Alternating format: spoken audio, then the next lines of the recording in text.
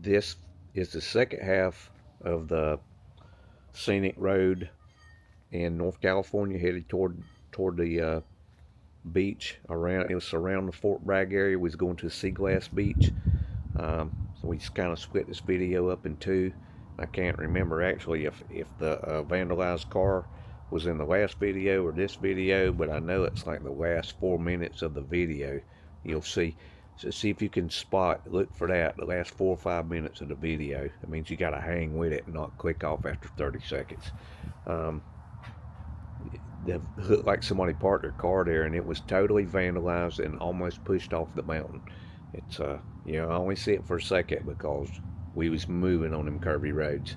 If you like moving on curvy roads, you might like this dash cam footage because I like to drive them roads. Thank y'all for watching, and come back soon. Thank you.